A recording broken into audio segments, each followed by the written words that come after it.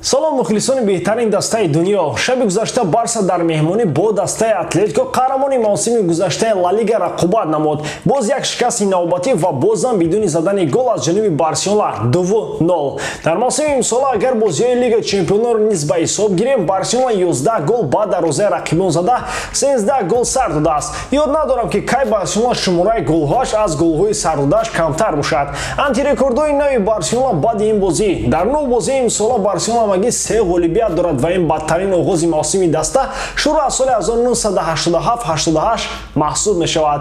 Дар 34 соли охир чунин натиҷаи бадро Барса нишон надода буд. Як рекорди дигар барои Атлетико ва антирекорд барои Барса. Дар 3 бозии охир бо Атлетико Барселона ягон бор дарвозаи ин дастаро рахна карда натавонист ва бори ҳам ба задани гол мушарраф нагардид. Аз рӯзе ки Роналд Куман сармураббии Барселона гардидааст, Барселона фақат дар хобу хаёл голро ба дарвозаи Атлетико мебинад.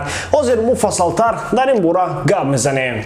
аммо пеш аз сар кардан мехоҳам хотиррасон кунам ки сарпарасти видеои мо ширкати 1x мебошад. дар он ҷамъовақт коэффициентҳои баланд ва бонусҳои гуногун шуморо интизор аст. имрӯз як қатор топ бозиҳо мегузарад, алахусус Ливерпул, Манчестер Сити ва Аталанта Милан. барои бозам ҷолибтар гузарондани ин рақобатҳо шумо метавонед аз хизматрасониҳои 1x истифода баред. ҳамчунин нафароне ки то ҳол регистратсия надоранд метавонанд дар аввалин пардохт бо промокоди барсатиҷӣ соҳиби $100 бонус гарданд. ссилкаи бозӣ дар комментарияи ин видео.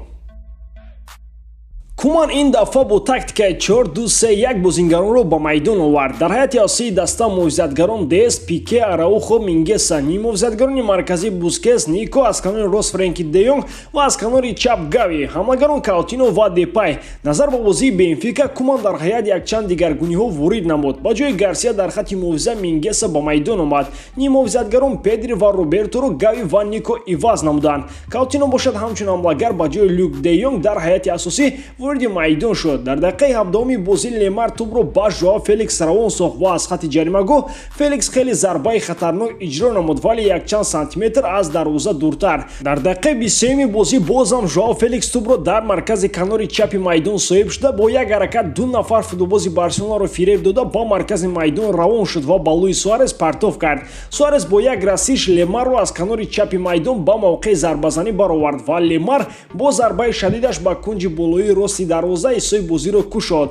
Дар дақиқаи 27-уми бозӣ Мемфис Депай ба маркази ҷаримагоҳи рақиб ки он ҷо Френки де Йонг қарор дошт партофти ҳавоӣ иҷро намуд, вале муҳофизатгари Атлетико тӯбро бо сар аз ҷаримагоҳ берун сохт ва зарбаи иловагии Каутино аз хати ҷаримагоҳ ба нишон нарасид. Як дақиқа пас аз ин боз ҳамон комбинатсия ки голи аввалро ба Атлетико овард бозингарон иҷро намуданд. Дар маркази ҷаримагоҳ Феликс тӯбро соҳиб гашта ин дафъа худи Суаресро аз канори чап ба мавқеи зарбазанӣ баровард, аммо ин дафъа зарбаи Суарес дақиқтар набуд. Дар дақиқаи 44-уми бозӣ Барселона тӯбро дар маркази майдон гум кард ва дар натиҷа Атлетико ба аксулҳуҷум гузашта Феликс аз байни бозингарони Барса партофти олие ба Лемар иҷро намуд ки ӯ бо тӯб ба ҳуҷум гузашта аз болои сари Пике ба Суарес партов кард. Суарес тӯбро қарор дода баъди муддате таваққуф кардан ба кунҷи чапи дарвоза зарбаи дақиқ зада голи дуюми Атлетикоро дар ин бозӣ ба сама расонид. Бо ҳамин қисми аввали бозӣ хотима ёфт. Дар дақиқаи 60-уми қисми дуюм Гави аз канори рост тӯбро ба Каутино равон сохт ва ӯ ҷониби дарвоза зарба зад, вале рост ба dastoни Ян Облак.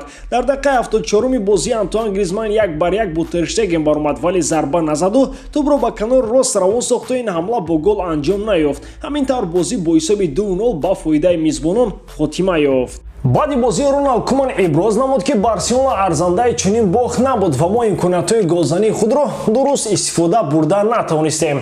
вақте ки бозингарони ҷароҳатбардошта ба саф баргарданд, бозии Барселона беҳтар мешавад. аммо капитани дастаи Барселона Жерар Пике ошкоро мегӯяд ки ба мо агар 3 соат вақтам медоданд, мо ба дарвозаи Атлетико гол зада наметавонистем. мо худамон медонем ки Барселона арзандаи чунин мағлубиятҳо нест. мистер Куман, ба мо шореҳ лозим нест, балки мураббӣ лозим аст ки баъди мағлубиятҳо камбудиҳоро ислоҳ намояд.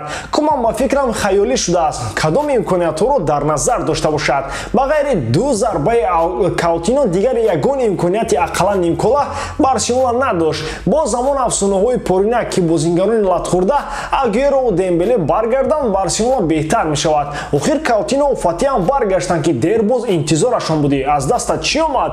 ба ин афсонаҳо ба ғайр аз Лапорта дигар ягон кас фикр мекунам, бовар намекунад, вале Куман бисёр ҳушёру зирак аст. Метавонад ба Агюэро Дембеле пешниҳод намояд ки чуноне ки гуфтам, ман халтаи пул надорам ки Барселонаро беҳтар намоям, аммо дар якҷоягӣ ҳамаи мо соҳиби халтаи пул мешавем, ба шарте ки шумо бачаҷоно суханони маро иҷро намоед. Ман то замони ба истеъфо рафтанам мегӯям ки бозингарони ҷароҳатбардошта баргарданд. Барселона натиҷаҳои хуб нишон медиҳад, аммо шумо барнагардед ва бо баҳонаҳои ҷароҳат халтаҳоятонро дар хонаи ёнбош пур кардан гиред ва ман ҳам аз ҳамин ҳисоб халтаамро пур мекунам. Халтаҳо ки пур шуданд, пулҳоро гирифта Барселонаро ҳама каса тарк мекунему халтаҳои холиро боз барои мураббиёну футболбозони навбатӣ боқӣ мегузорем. Ин аст ба хиёлам орзуи Куман. Дар бораи бозии Барселона бисёр гап намезанам, барое ки мо динаша бозиро аз тарафи Барселона тамоман надидем. Ин гуна тактика, ин гуна фач бозӣ ҳатто дар давраи Кике Сетьен набуд. Медонед ин маротиба Куман киро гунаҳгор баровард? Бовар намекунед, Нико Гонсалес.